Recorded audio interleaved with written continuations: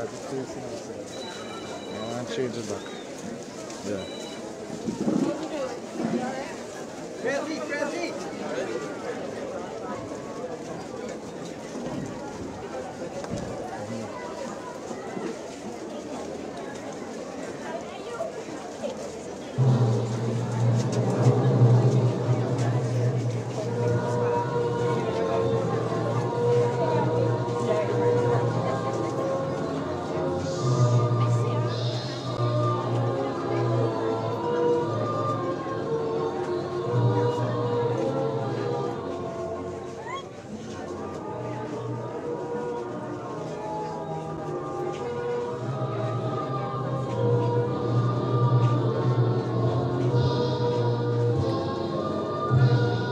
Come out from the depth of truth, where tireless striving stretches its arms towards perfection, where the clear stream of reason has not lost its way into the dreary desert sand of dead habit, where the mind is led forward by deep into ever-widening thought and action, into that heaven of freedom, my Father, let my country awake.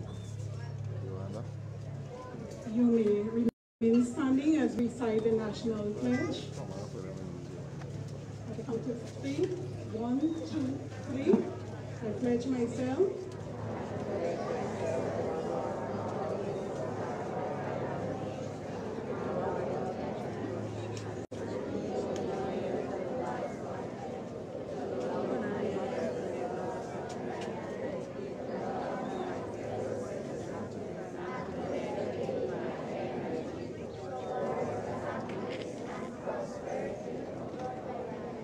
Thank you. You may be seated.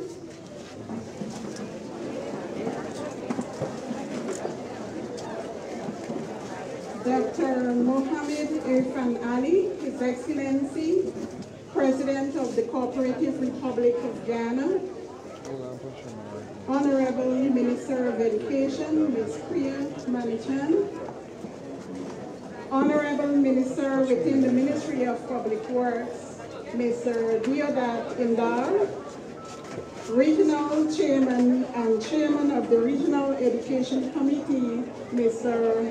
Inshan Ayub, Regional Executive Officer, Mr. Devanan Ramdat, Ms. Stephanie Harvey, Deputy Chief Education Officer, Admin, and other senior education officers within the Ministry of Education, Mr. Akbar Chinadu, Regional Education Officer, and staff within the Department of Education, parents, special invitees, boys and girls. The Ministry of Education Strategic Goal 2021 to 2025, and I quote, providing opportunities for quality, equitable education and lifelong learning for all. Today will certainly go down in history for the people of Zeelugt and the residents of Region Number 3 for another spanking building that will house our students in a comfortable, conducive environment with modern learning facilities. I would like to take this opportunity to introduce myself. I am Bernice Corbin, Senior Schools Welfare Officer, and I will be taking you into today's proceedings. I now invite the head teacher of Zeelugt Primary to the podium. She will come and give us a history of Zeelugt Primary School. Thank you. Let us put our hands.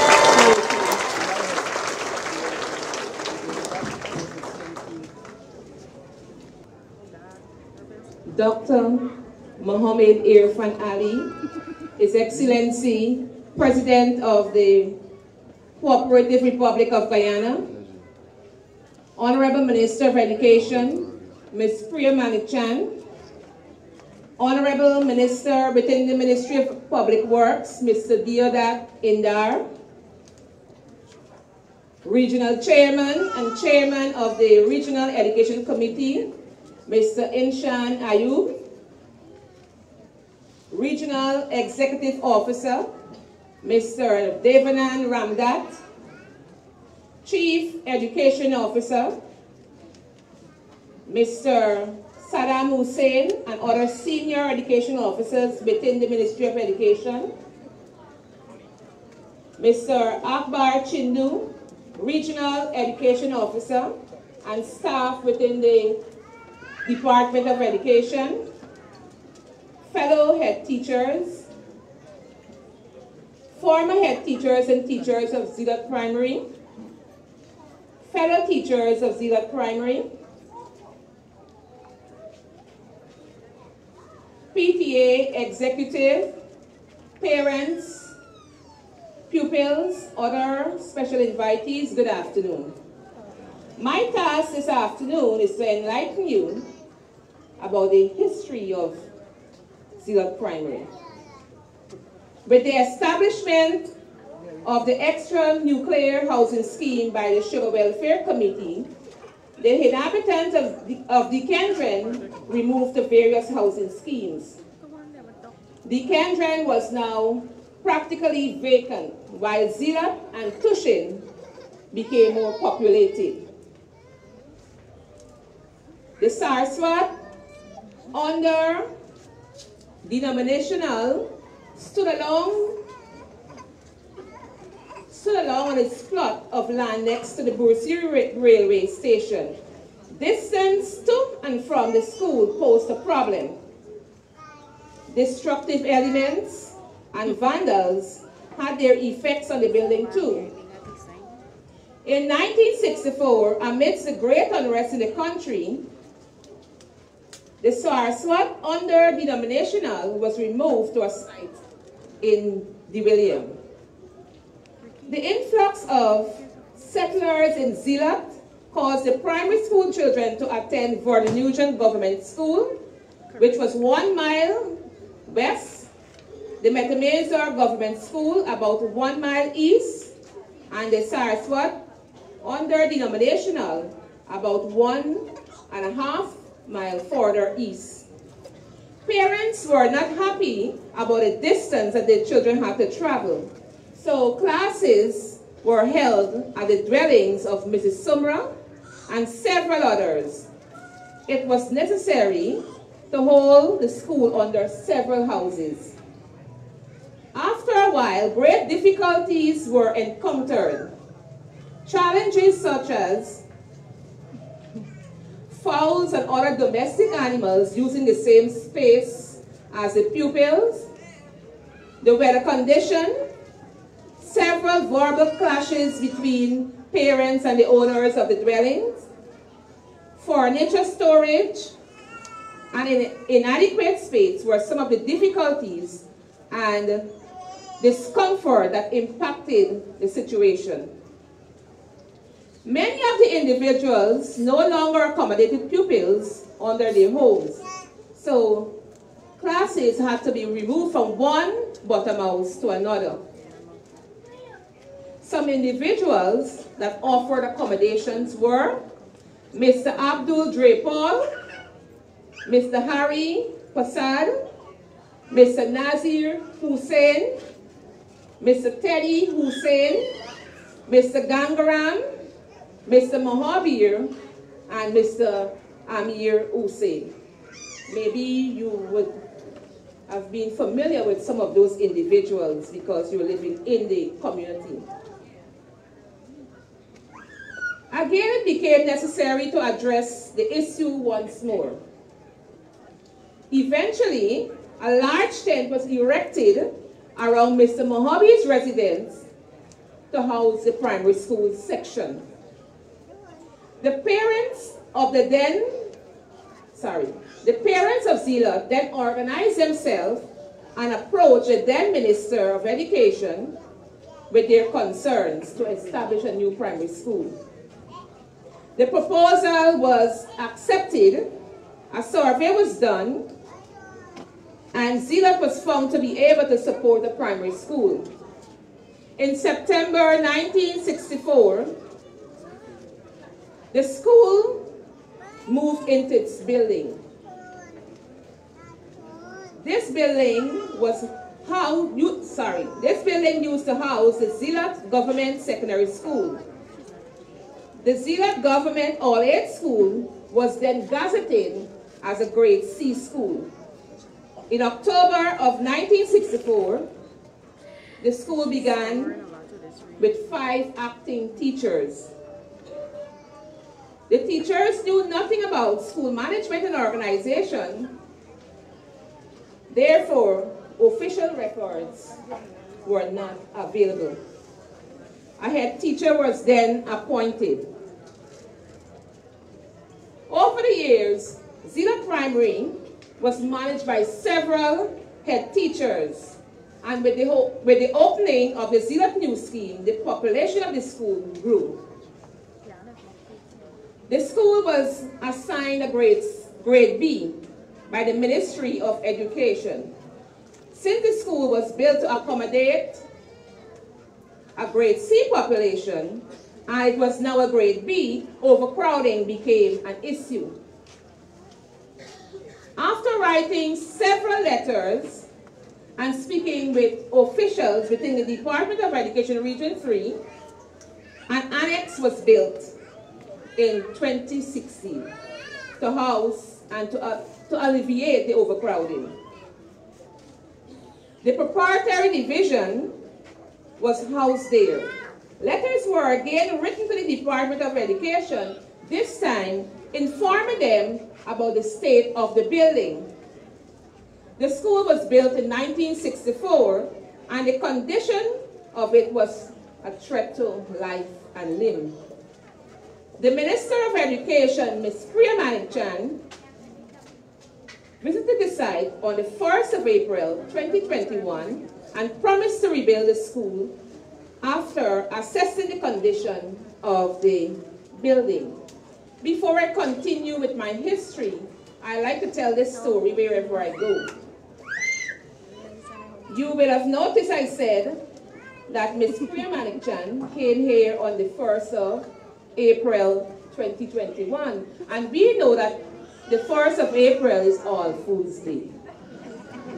Yes, so we had asked that she come to see what was going on at our school. So Ms. Priya Manikchan came here on the 1st of, I want to repeat this thing, the 1st of April in 2021. Now, we walked around the school, checked the classrooms, and we did everything. And she said, you know what? Miss, this school here, you have to get a new school. This school is not suitable, it's not comfortable, it's not nothing. We need to have a new school to house the children and the educators of Zeelugt Primary School. And we took pictures and everything, and then she left. And you know what I did? I told my teachers, I said, Miss Priya Manikchan is coming back now one way. She only promising us, she's not coming back. And I meant that because most times people come, they say they're going to do this, they're going to do that, and they don't come back. We keep looking out for them, and we look and we look and we don't see anybody coming back. So I told my educators there to my right actually, I said, Miss is not coming back. I said, you know, what is today? Today is All Fools Day. And anybody tell you anything on All Fools Day, take it with a pinch of salt. Because we know All Fools Day is what? They can tell you, man, I didn't mean it. But I had to chew back my words. It was May 2021. The Ministry of Local Government and Regional Development was awarded a contract in the tune of $150 million for the reconstruction of Zeelugt Primary School. Ms. Priya went home and I asked God forgiveness. I said, Lord, let me learn to believe people and trust people now. Because I get At that time, I'm going to be honest, I never thought that you would have come back, knowing the day was All Fools Day too. The contract was awarded to A&N Enterprise at a simple contract signing ceremony at the Regional Democratic Council. Hearing of the signing of the contract, it was time to think of how we would relocate our learners without interrupting their education. Many options were considered. After consultation with stakeholders, the best option was to house our pupils at 2 religious facilities situated in the community. Since permission was granted to use SAFE and parents did not want their children to travel. After grade 6, pupils wrote their exams in 2022, July, the old building of Zeelugt Primary was demolished. September 2022, pupils started a new school year at the religious facilities. Grade 5 and 6, they were housed at the Sri Rama Krishna Mandir. That's the Mandir when you're coming in on your, that would be on your left. And grade 1 and 2 was housed at the Anjuman Noor-e-Islam. Forgive me if I say the wrong thing. And grade 3 and 4 was housed at the annex. During the period the school was under construction, we were faced with several challenges.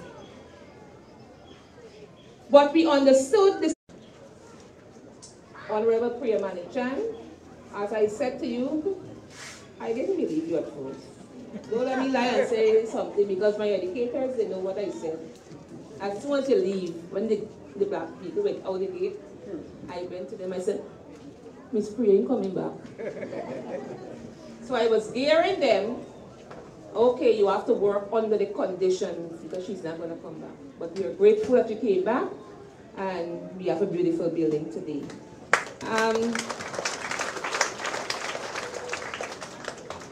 Redo and staff. I know when we were at the various locations, we would call Redo, we would call Miss Anita, Sir Devendra, Sir Rakesh, Sir Ganesh, everybody we call him. I know they weren't angry at us because they knew what we were facing there. Whenever it rains, the place would flood.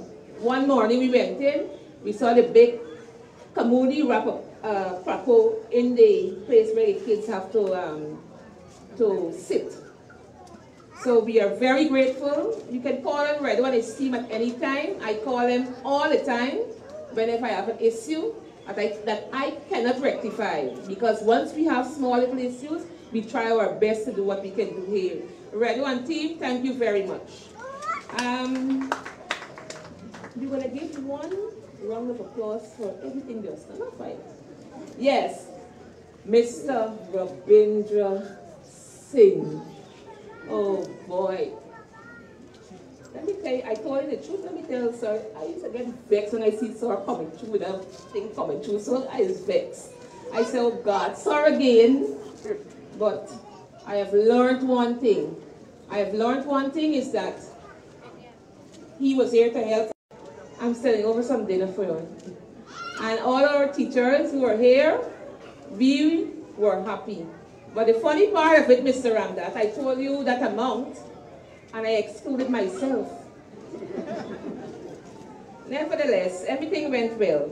So at this time, can you put your hands together for the individuals? I'm not forgetting my staff. My staff has been working beyond the call of duty. Let's put your hands together for this. And thank you very much. At this time, I would like to invite our Honorable Minister, Minister Priya Devi Manichan, Minister of Education. Let us give her a round of applause, a loud round of applause. Well, thank you very much. Mr. President, Minister Indar, Regional Chairman, Vice Chair, REO, all the regional officers, head teacher, teachers, comrades and friends, good afternoon. Today is a really, really special day for us in Region 3. I think something has been lost, or maybe we never spoke about it. Region 3 education has been doing very, very well. And I'll tell you how well just now. But plenty people don't know that the president is from Region 3, although the whole of Guyana owns and loves him. The chief education officer is from Region 3. The permanent secretary of the ministry is from Region 3. The assistant chief education officer primary is from Region 3. And we have a few more very senior officers. The assistant chief education officer nursery is from Region 3. And so it could look as though we are doing extra special work in Region 3. It could look so, and it is so. But it's not only Region 3 that we're doing work. Today I will speak of Region 3 because I'm standing here with you. But anything I say here today could be taken to any region and it would be true. Anything I say here could be taken to any region and it would be true. In Region 3 alone, we gave to each child $45,000. That was more than $1.2 billion in the pockets of parents in the homes of Region 3, just now in July. And that was only for this year. We've given to the schools more than $350 million for this term alone to be able to buy cardboard and chalk and staples. And if the school could buy it, it means they get it at whatever quality, in whatever quantity, and it means that they cannot ask parents for that. So parents get to keep more in their pockets. We have built in Region 3 1 new nursery school and 5 new primary schools, and we are not finished yet. And we are currently building in Region 3 3 secondary schools, one at Tushan.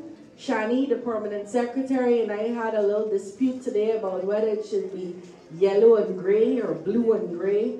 Yellow kind of shocking my eye. And we're building one at Vreeden Hoop or Crane area and one at Neems.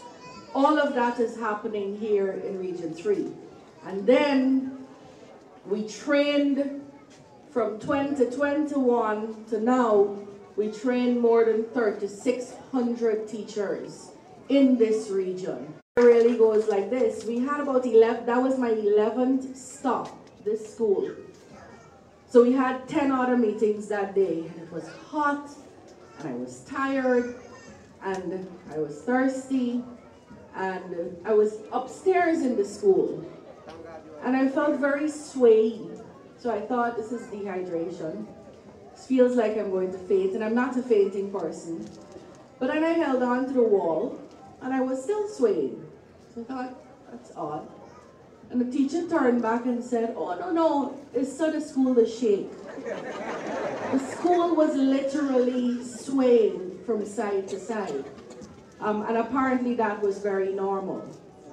And I went back, and I said to His Excellency, Sir, Zeelugt is in really bad shape. And I was prepping myself to tell him that story. So he actually never heard that story.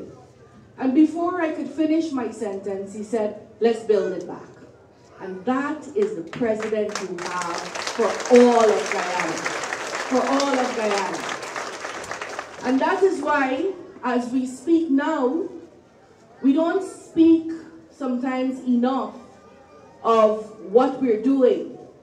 But as we speak now, from 2020 to now, we have built, President Ali's administration has built in the country of Guyana more than is currently building 26 secondary schools, has built 42 nursery schools, has built 18 primary schools, and has trained the most teachers that this country has ever trained at any given time. That is a president committed to seeing his people grow. Because it's very easy.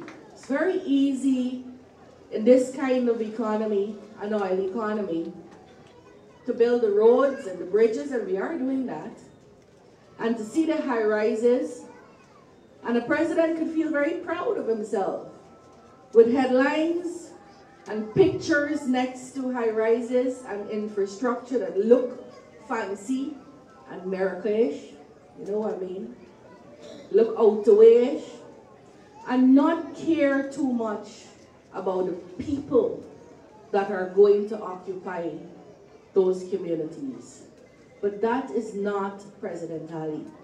He insists that as we build the roads and as we build the streets and as we build the bridges, our people must come along with that development. Every single child must get an education. The education must be solid, and everybody must have opportunities. And that is why this Education Month's team is investing in education, bridging gaps, creating opportunities. And that's what we're doing. That is our whole life right now. We're investing in education, we are bridging the gaps that exist, and we are creating opportunities for people. So let me tell you how that works impactfully. When the president heard that Lanabali and Saxacali, you know where those are? You don't know where that is? You're living right here in Region 3. Lanabali and Saxacali and those communities, the children have no secondary school. He told us we have to put a dorm down here in Region 3. And we built a dormitory so that those children can come out of those villages and have a sound secondary education in the Lenora Secondary School. That's what we've done for the region. And let me tell you how impactful that has been. Of the 197 children we placed at Queen's College, 44 were from Region 3. 44 were from Region 3. More than 18 have not taken up their positions at Queen's College because they decided that they could stay in Region 3 and get a sound, solid education as though they were at Queen's College. And that, my friends, is growth, that is development, and that's impactful movement. Because other than that, children who go to Georgetown, the president is a product of it. They have to wake up at 4 o'clock in the morning. They spend 2 hours on the road, going, 2 hours coming back. They don't get the same nurturing from their families and parents. And a lot of parents spend a lot of time in traffic.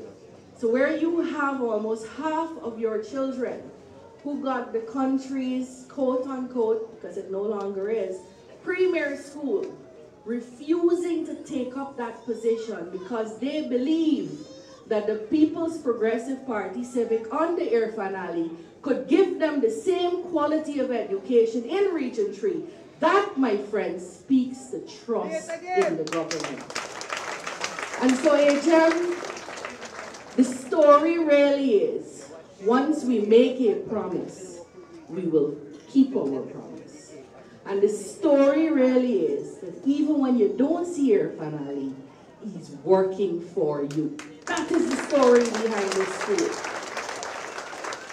And so you see a before and after picture on the backdrop.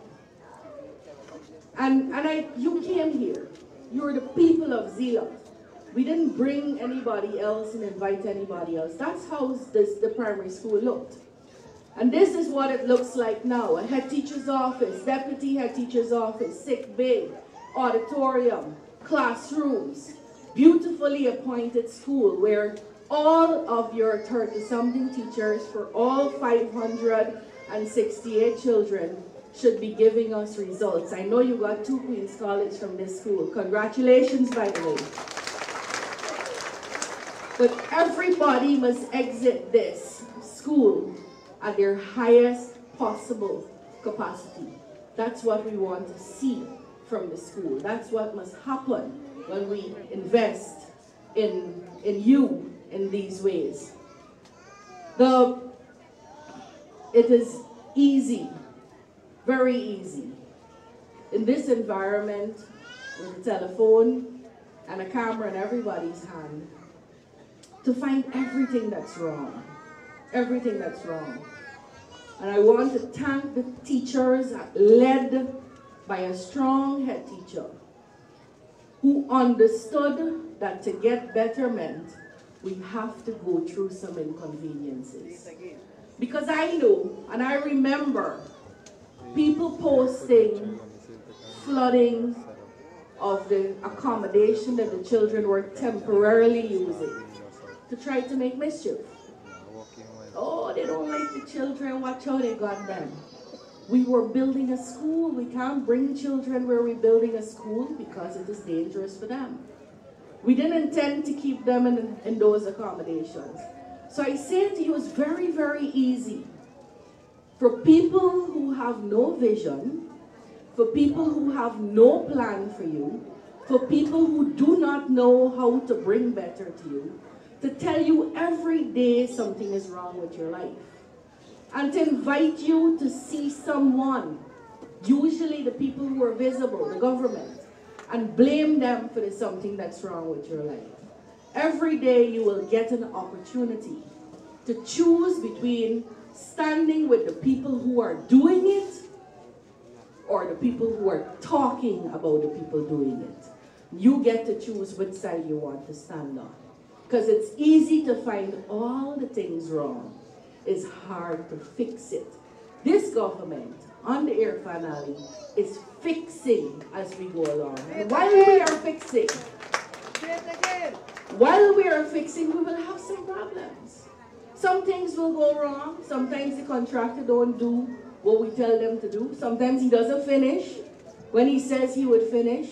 But we are behind him, trying to make sure goodness comes to your family.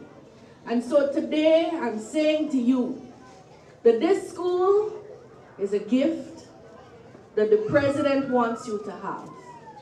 But we have to walk together as partners. The president, the ministry, the school's administration and teachers, and parents to make your children the best they can be. So parents have to be on this journey. You have to be our partners all the way through. You have to stand with us. You have to reject the naysayers. You have to put them to their place when you know what they're saying is not true. And you have to partner with us. Because at stake here is your child's future. At stake here are your children's future. And I'll end with one thing. The president introduced, and it was always his dream, it has come to fruition, the Guyana Online Academy of Learning, which is really a medium through which 30,000 Guyanese are now studying in foreign universities for their PhDs and masters and their degrees at no cost to themselves. The government is paying it. And the president introduced that. And this is the choice, I'm telling you, we all will have to make. And there are some people who grab the opportunity and they're now graduating or will graduate with their masters and their PhDs. And there are some people who listened to the other side saying, oh, don't bother with them. That's just a gimmick. And they're looking on at people graduate. Do you understand the choice we will have, my friends? And do you understand that it gets heavier and tenser with more access to the internet. So you are going to have to make choices for yourself here in Region 3. Choices that will decide what kind of life you will have going forward. And our ears are always open to constructive criticism. So you have something to tell us that you think could make your lives better, we listening. And we come in and we doing it. You got stupidness to tell us about who wear what and who hairstyle. Look how, get out of the place. We don't have time to waste with things like that. So I'm saying to you this afternoon that we are showing you daily with the building of the 5 primary schools, with the building of the 3 secondary schools, with the training of more than 3,000 teachers, with the putting of more than $1.2 billion in your pockets, with the giving you materials you need in your classroom, with building out roads and a bridge and hospitals. We are showing you that every single day, even when you don't see us in your community, we are working for you, and that we will never stop working for you. And that is the government you have under the Irfan Ali-led administration. So my friends, these are not accidents. These investments are consciously made so that you could be better people, so that your children could have a better life than you, a life of plenty, a life where there is no struggle. Because all of us, what is it we want for our children? You tell me. You want your children's life to be better than yours, not so? You want your children to have a life where they have all the good things, where they don't have to put up with the hardships you had to put up with. And you can get that with Irfan Ali. But stand with him, partner with him, and you will get that with him. I thank you, and God bless you all.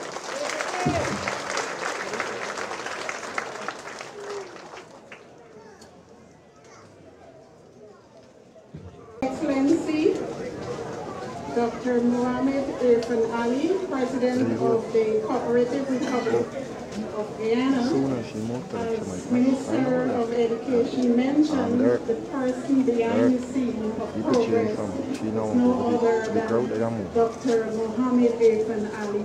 So let us put our hands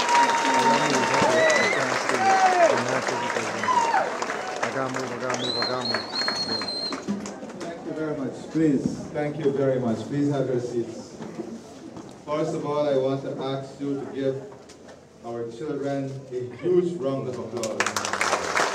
Amazing job. And I want to applaud our teachers for wearing my favorite color, blue.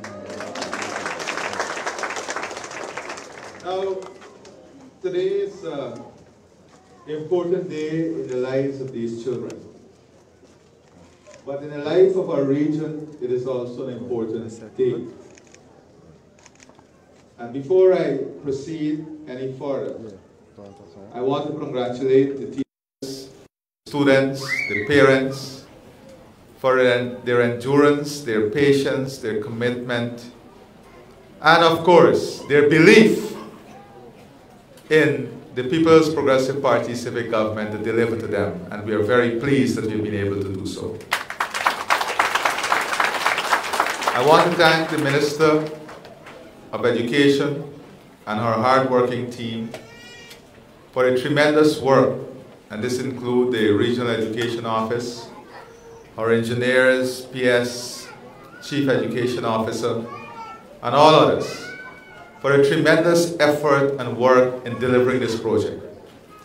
I want to thank Minister Indar, the Ministry of Local Government, the Regional Chairman, and the region for the enormous support and work that they are doing in fulfilling the mandate of an ever-expanding project base that the government is delivering every single day for our people. Outside of the budget of 2024, in the first half of this year alone, we have mandated maybe another 200 roads to the region for them to implement. And these ministries and these regions and these public servants are doing this additional work and implementing these projects with the same number of staff, the same bureaucracy, the same numbers of days in the week, the same number of hours changed, though not their work hours is 24 in many instances now. And we did so and deliver all of this, confronting COVID, confronting two floods, confronting a drought, and confronting the worst world logistic and food crisis. That tells you about efficiency and reliability. My friends, it's easy for us also to get carried away that we're celebrating the commissioning of a new building. But there are many things that goes with this building. I'm very happy the chairman and both ministers alluded to the interconnection between every type of development within the region. But let me tell you something. As I speak to you now, we have close to 150 new educational facility under construction or at project conceptualization stage. As I speak to you now, we have made a commitment and made the resources available to the Ministry of Education to have every school in our country that needs to be repainted, repainted. Every washroom facility that needs to be fixed, fixed. Every roof that needs to be fixed, fixed. Every drainage system, the guttering system that needs to be fixed, fixed.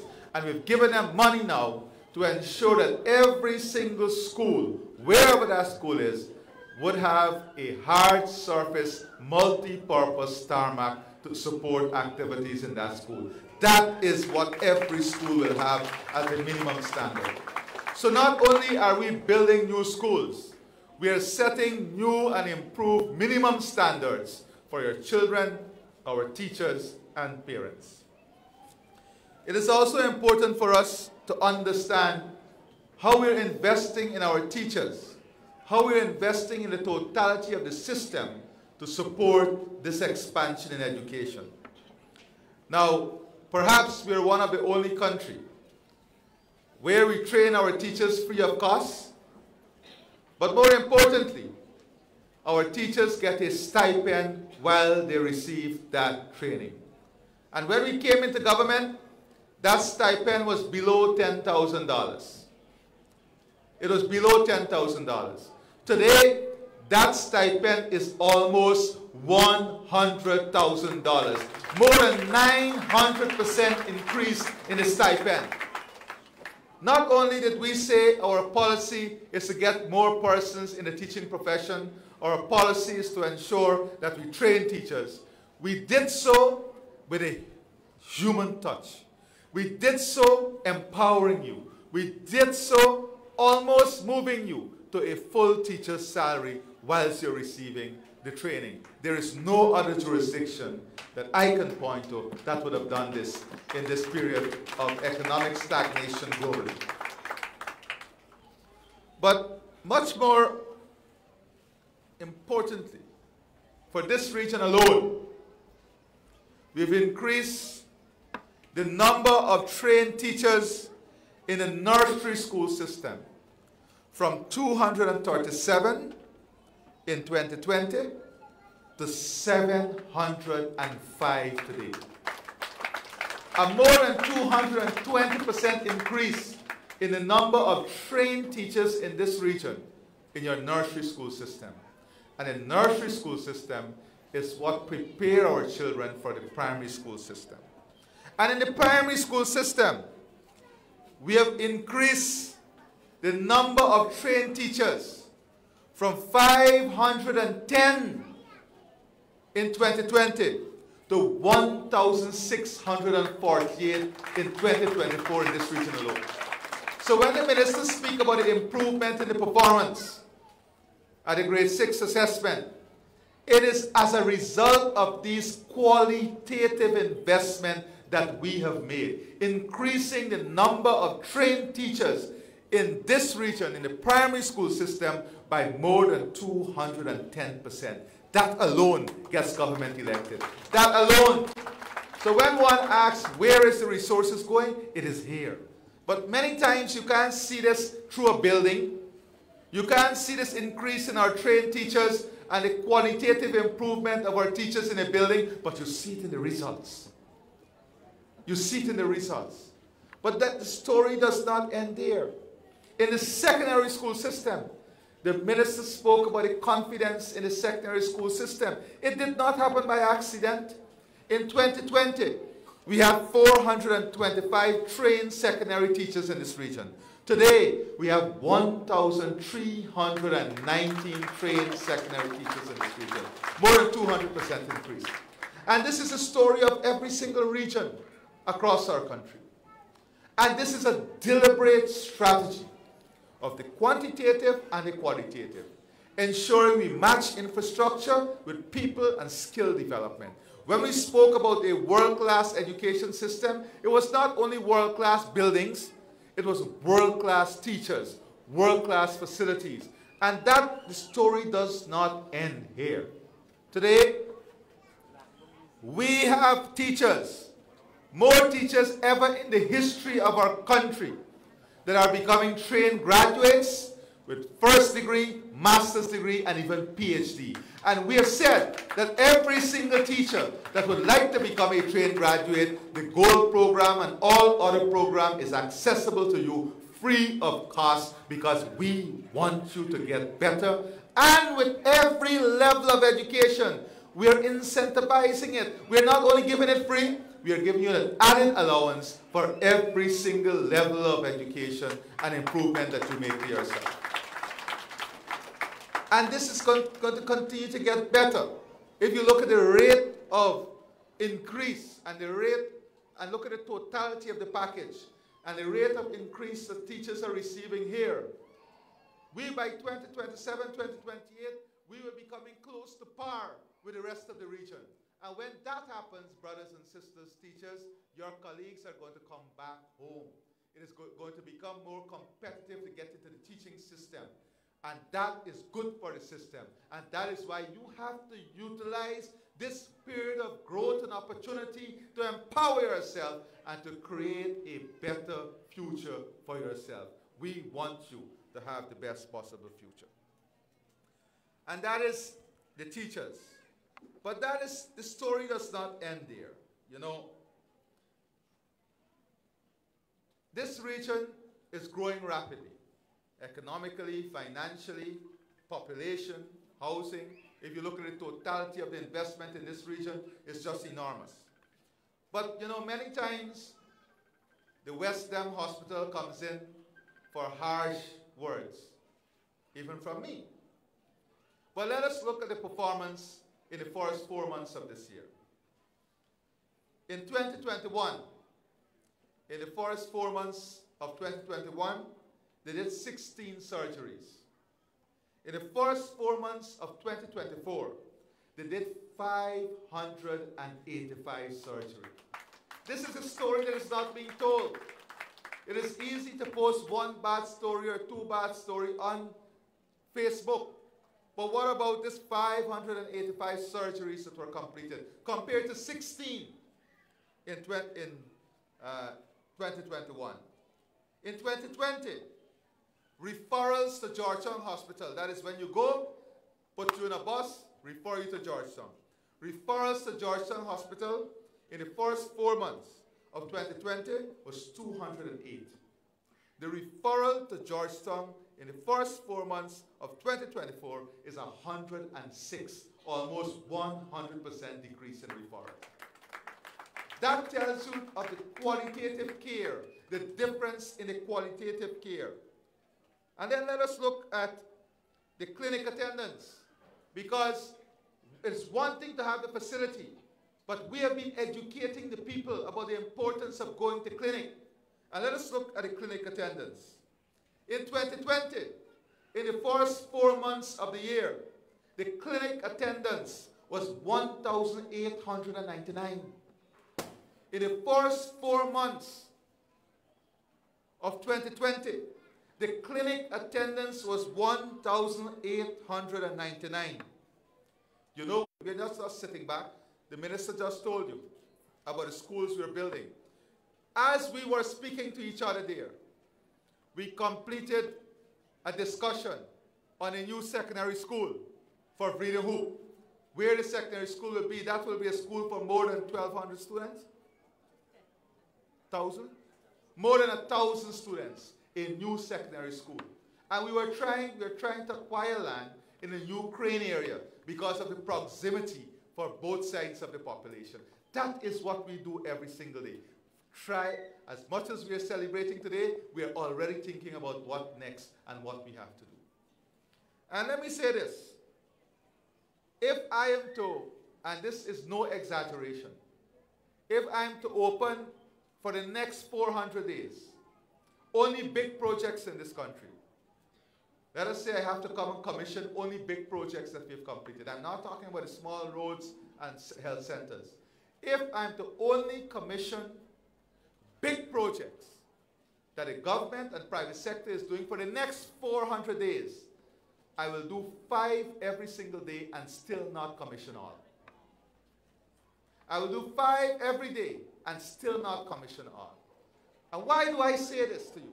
I say this to you because there are so many stories like Zeelugt that is happening every 5 and 6 hours across this country, but those stories do not get the headline. Those stories don't get the Facebook, but those are stories that are happening almost every 6 hours in our country. At every level of our society. So when one asks me what kind of future is there for these children and these beautiful children that are growing up, they have the best possibility ever in the history of human life in this country. The opportunity that they have before them, the type of country they will inherit, the type of opportunities that they will inherit is unbelievable, unthinkable. They'll be growing up in a totally new Guyana, a different Guyana. But if they're not grounded, they can be easily misguided. You know, when you grow up in a land of little, you learn to make do with little. You learn to sacrifice. When you grow up in a land of plenty, waste becomes easier than sacrifice. Ingratitude becomes easier than gratitude. Intolerance becomes easier than tolerance. Patience disappears. They are going up in a different era, and the future they will inherit will be tremendously different.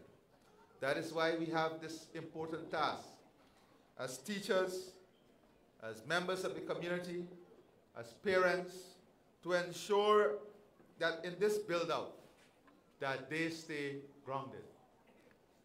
I spoke just now about the West End Hospital.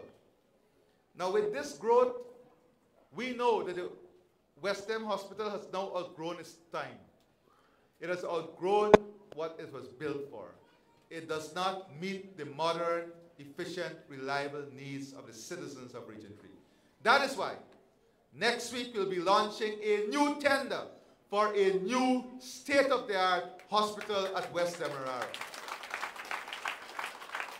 So the chairman and Indar were talking about us completing Zeelugt, a regional facility, a modern facility by March next year, and opening that up for you. We have already gone past Zeelugt, and we are now setting the stage for a new state-of-the-art hospital at West Demerara, a new regional hospital. So every day we wake up with a new mission, with a new drive.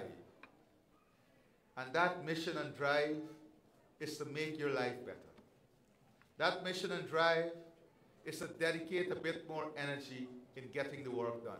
There are other people who wake up every morning with a different mission, a mission to make everybody else's life miserable. But there's one person, you know, my life hard to make miserable. Very, very difficult. So let me tell you something. My message to you, block the noise out. The noise will become louder and louder, more intense and more intense. But the noise is always designed to distract. The noise is always designed to mislead. The noise is always designed to what? To outcompete the facts. You ever know when a man wins an argument, he starts shouting. He tried to get above the truth. He tried to get above the facts. Block the noise out. Stay focused. concentrate on the task ahead, building this nation. Building this nation. And that is what we are about. We are about embracing every single person in building this nation. Apparently, every single entity in this country is related to me. But guess what? Every single moment of progress is related to us because we create the opportunity for those progress. And every challenge in this country, every problem in this country is related to us too, because you have us here to fix it, and that is what we have to do. Find ways of fixing the problem. So as much as we celebrate, we take ownership of the good, the bad, the evil. We take ownership as the government. You don't see this government sidestepping or walking away or running away from the problem. You don't see this government hiding from the problem. You see us in front of every single issue. You see us, whether it's the flood, whether it's the opening of a school, whatever the circumstance is, we are there because we want to be part of the solution. We want to be part of a positive movement, taking every one of us, every Guyanese, on the journey to prosperity. That is what is important for us. And my friends, today, as we commission this school, I want to talk to you about 3 things, 4 things, 5 things. The first one is what constitutes the holistic learning environment for primary school children. There are 3 components to it: the home, the school, and the community. And I want us to address these 3 things: the home, the school, and the community. And I want to address these 3 issues in the context of the young mind. These are primary school children. They are young children. Their brain is developing. Their thinking process is developing. The way they perceive problem is developing. So I want to address these 3 things: the home, the school, and the community, by addressing the mind. And in the mind, our teachers, parents, I want you to lend me your ear. In the mind, there are a number of what I call the push factors. That is learned behavior, taught behavior, societal behavior, and environmental influence. Now, learned behavior. Learned behavior comes from the elders, the home, the teachers, the type of examples we lead, the values we set. So if, for example, and this experiment was done in Singapore, if, for example, you leave your tap on whole day in the home, the children are growing up understanding that there is no value to this water, that we can leave it to waste all day. So what they did in Singapore, they wrote off 1 generation, and they taught the children the importance of conserving water. So here is it, a problem in the home. But the teachers were the conduit of the experiment, teaching their children about water conservation. What they found after 5 years was that the children were telling their parents, turn the tap off. That water is sacred. That water must be saved. So that's an example of a learned behavior. So if we create an environment in the home that is abusive or not conducive, we're damaging our children. And here is where the teachers, as a conduit, must understand what the learned environment is producing, so that they can address those issues within the young minds, address what the learned environment is giving. And this here is where you come in as teachers. You have to now understand the learned environment, understand what are the problems in the society, and then you have the taught behavior, what you teach them. Behavioral change. How do you inculcate in these minds now that this is not the norm? this is how you behave, this is how you address a situation. So you have the taught behavior, and then you have societal behavior, which is another push factor. You know, in society, sometimes we don't always have the best circumstances. People get up in the morning, decide to fight each other, cuss down each other. So that too can have impact on our children. That is why we're trying to create in every community family space, green areas, recreational areas, because these are all important areas in creating a safe, new environment and for our children, for their families, so that they can inculcate new habits, new behavior. And environmental influence is everything we do as elders in the environment. If we show the children that a tree is sacred and you care for a tree, or we spend time planting trees, that is something they will inculcate. They will grow up wanting to plant trees, you know? Like we grew up loving gardening. It's something that you can't get away from. Every opportunity you get, you're part of it. So what are those environmental and societal values that we want to leave with the children? And all of this, the push factor, comes down to how we shape the mind. Because how we manage the push factor will determine how we shape the young minds. And we have to shape the young minds to create balance, differentiation. At this young stage in the primary school, we have to ensure that children's minds and the thinking process is developed to differentiate what is right and what is wrong, what is good and what is not good, what constitutes good behavior against not so good behavior.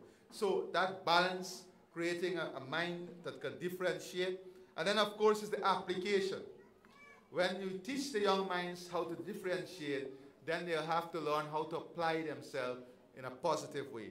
And that is through modification of behavior, through new orientation, because in some instances we have to modify behavioral pattern and then look at how we reorient our children through this modification process. And that would allow us to shape the best minds in the primary school system for our country and our future. And that is the important task before us. The building of schools, the expansion of the economy, and the creating of opportunities, those are things we're working on.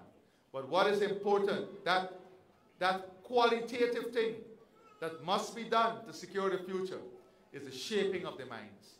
And that, the primary school system, the primary system, is where the bulk of the work is done in shaping these young minds. Thank you very much, and God bless you. To our hardworking and caring Minister of Education, the Honorable Priya Manijan, thank you for your promise.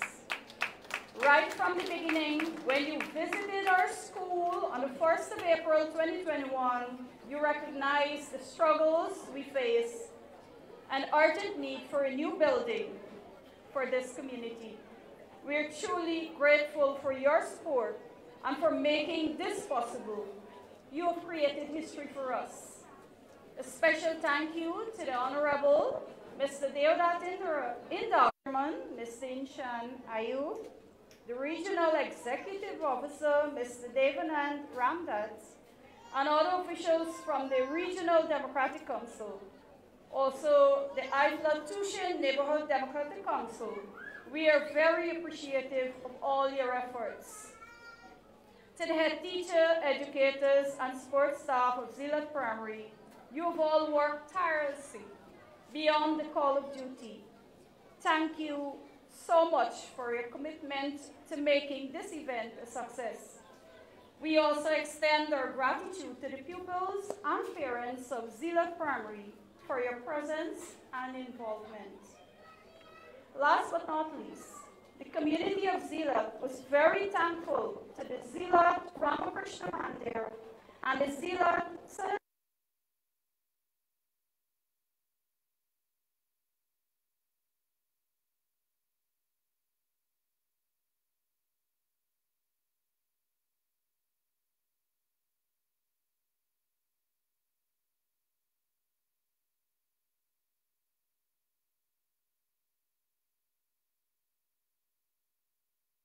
equipment, furniture, and materials provided to us. We pledge to do our utmost to enhance the standard of education at this institution. Once again, I wish to thank one and all for your presence here today. Please.